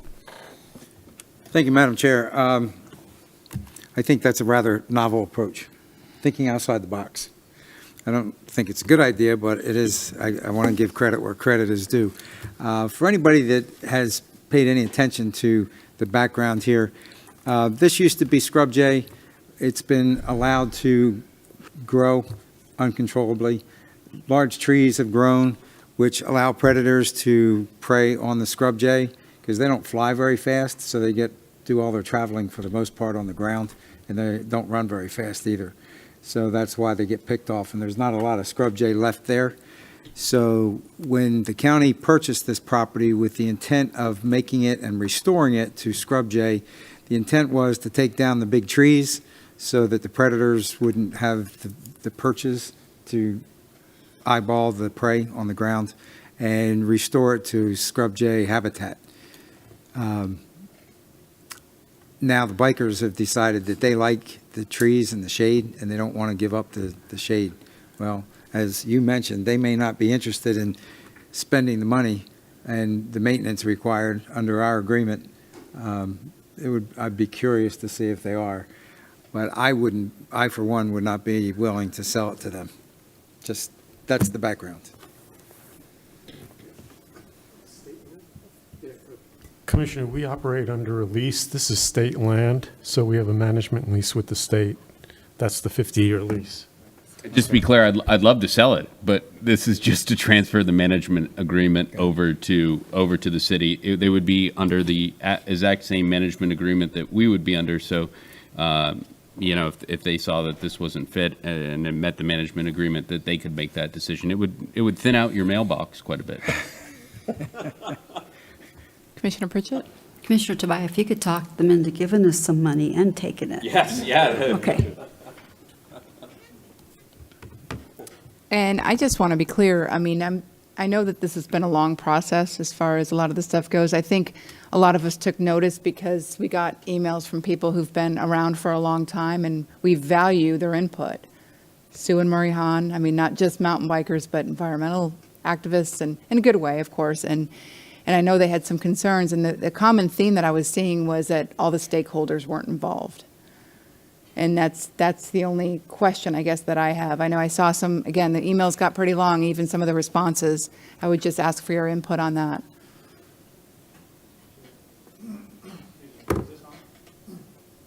Oh, now it's green. Okay. Yeah, so probably about 10 years ago or so or more, we did an initial restoration. So we had an extensive public process during that time. The same discussions we're having today. And we had achieved some compromise in leaving some trees along the trail at that time in hopes that we could accomplish two things. We could accomplish the scrub jay protection and restoration, and we could achieve some shade along the trails. Since then, there's been a couple projects in there that have removed the trees. We've protected the stuff along the buffer. We have relocated a family of scrub jays to the site, and we've been doing ongoing monitoring there for the scrub jay population over these years. And then we just completed a population study in 2020 that clearly shows that we have not done enough. And when we did the original compromise about 10 years ago or so, we made it clear that we would have to if the scrub jays start responding to the initial restoration, we would have to come in and look at doing some additional work. So there was a long process there. We have been engaging the Selection and Management Committee for well over a year now on monthly meetings on these topics. When we had them vote on the plan, we had also planned to do a Zoom meeting to discuss the project with the public prior to doing any work around the trails. So some of the interior work was going to start that wasn't going to be impacting trails, but obviously that wasn't a very good plan, and we should, have probably done a little bit more on this second round, in public engagement. So basically where we're at right now is the permit that was issued to us by the town. There was a lot of concern there wasn't a permit, but there was a permit. But that permit just ran out, and we didn't know it on November 17th. It voided because of the length of time it took the grant money to come in and everything. So basically, we're in a situation now where we're stepping back. We're working with the town to renew the permits. They seem very eager to help us at the staff level to do that. And then we have the webinar that we're planning for December 9th to help the public understand the project. The SMC And I meeting. think that was a complaint as well, is that they weren't interested in a webinar. They wanted to Right. have a little bit more engagement. And Right. again, I Right. appreciate the fact that you had engagement 10 years ago. My concern is these may be different people, these may be Sure. different Right. stakeholders, and if they feel like, they're losing something, because that's always been my kind of my gripe with eels, is that you want to maintain, obviously, I mean, it's in the title. I mean, we want to maintain those lands and protect them, but you also want it paid for by taxpayers. You want them to be able to enjoy them. So I think that there is maybe more compromise, not ditching your project, not doing what you can to help with the scrub jay population, but maybe a little bit more discussion where they feel like, because then if you're so correct in your plan or your study is so correct, then these people care enough about the environment. I know they like to mountain bike too, some of these folks we heard from, but I believe they care enough about the environment to either see it your way if you're right, or to maybe provide some valuable input. Maybe there's more that can be done, but I think that there probably should have been a lot more public engagement rather than a planned webinar. Jim? Yeah, I'm sorry. I'm kind of stepping on Mike here a little. Well, Mike's been invited to speak to the town council in January. So, I mean, that's one step. And he met with the city manager and the clerk today, too, to discuss the issue. It's been kind of fast moving. So he's getting more folks involved into the process. More staff from Malabar? Well, the Malabar is the first step because they want to discuss it. So, But I don't want us to go in there and ask for the permit and not, again, Correct. We're- engage. Correct. We're not asking for the new permit yet, so. Okay, great. All right. Anything else from the board? Madam Chair? Okay. Yeah, just a couple of things, if I may. So first off, I just wanted to bring to the board's attention, I mentioned it to staff already, on Wednesday, March 16th, again, that's Wednesday, March 16th, we're going to have an East Central Florida Regional Planning Council meeting in Brevard. I don't know the last time that we've had one here. I don't know that we've ever had one here. It'll be at the Nyami, NYAMI, River Lodge at the Zoo in District 4. If anyone wants to attend, I would just suggest have a quick conversation with Abby so that if it needs to be noticed, it'll be noticed appropriately. I would encourage you to attend. I can tell you that in the time that I've been there, it's a rarity for the group to agree to have one outside of Orlando. So I think it's a good opportunity. I've talked to Keith Winston and suggested he may want to put together a couple of items to make the other folks who participate aware about the aquarium project. If he has that many folks that are stakeholders throughout East Central Florida, it's a good opportunity to present to them. Other than that, the only other thing I have, which is of no less importance, a friend of mine who actually, in a way, ran against me for county commission in 2018 on the other ticket in the primary, Jack Smink, underwent a quintuple bypass on Monday. Prior to my dad having had a quintuple bypass 13 or 14 years ago, I was able to count up to 4 as far as vessels going to the heart. I didn't know there was a 5th one. I had to think for a moment what comes after quadruple. But he's doing well. So he's still in my thoughts, as is his wife, Karen. They're great people. God bless him, and hopefully he continues to recover as well and better than he has already. Thank you all. Thank you. I'm sorry, Commissioner Lover, can you send out the date and the time of that Yes, ma'am, I'll do that. Okay, I'll do that wonderful. tonight. Okay, thank you. You got it. And I know Mr. Winstead probably takes any opportunity he can to talk about that project and No doubt. ask for support. He's relentless, but we love him. That's why we like him so much. I don't know if I don't believe Commissioner Tobias got a second. I think it was a potential, but I don't know if you want to. You want to make a motion? I'll second it for you, as long as the understanding is that it's going to come back to us before we actually formally sign anything. Madam Chair? Yes. Okay, direct staff to begin the process of transferring the Malabar Scrub Jay Sanctuary to the city of Palm Bay with the understanding that before anything's ratified, it comes back to The city of Palm Bay or the city of Malabar? Did I say Palm Bay? You did. Yeah, darn it. We know Were you City trying of to? He's trying to slip it in there? If they'll buy it, you know. I'll second that. I think you're posturing, and I think it's cute, but I mean, I can't support it because there's no way. Yeah. So I have a motion and a second. All in favor, say aye. Aye. Aye. All opposed, say nay. Nay. Nay. So motion passes 3-2. Have fun, guys. And when you get the response from the city, just forward that along, I guess, because we've discussed it here, because we know, I could probably pretty much gather what they're going to say, but I just feel bad for staff that they have to go through the work of doing it when we know what the answer is going to be, but. I've been surprised in the past. Commissioner Smith? Thank you, Madam Chair. I would just like to give a little quick report. A couple of weeks ago, Rita and I traveled to D.C. representing you guys, and we had some really terrific meetings.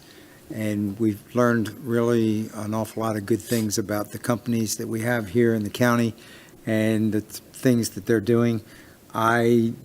Just for one example, I had no idea that Leonardo DRS, I didn't know what they did, actually. But they've developed the engine and the drive for the new Columbia-class submarines. I had no idea that's what they're doing. And so I don't remember how the conversation got into nuclear power, and I was told that these aren't using nuclear. They're not being fueled by nuclear energy. And so then the question is, well, what are they being fueled by? Didn't get an answer. So I think that's pretty interesting. But he did say that these electromagnetic engines create no heat and virtually make no sound. So that's pretty amazing stuff. And I'm guessing the Chinese and Russians probably know what powers these things, but we don't. But anyway, that was just a very interesting part of our trip. And one other thing of curious note, we know that there are plenty of places around this country that are still locked down. Washington, D.C. is one of them.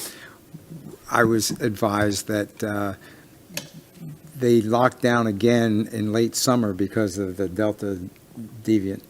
And they told me that they were going to be able to take the mask off on November 22nd.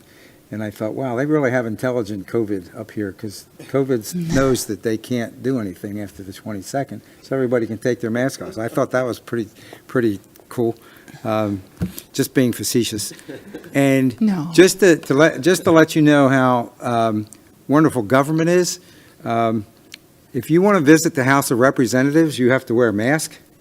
But if you walk across the street and go to the Dirksen building and visit a senator, you don't have to wear a mask. Isn't that cool? Gotta love government. That's it. It's shocking that it's inconsistent.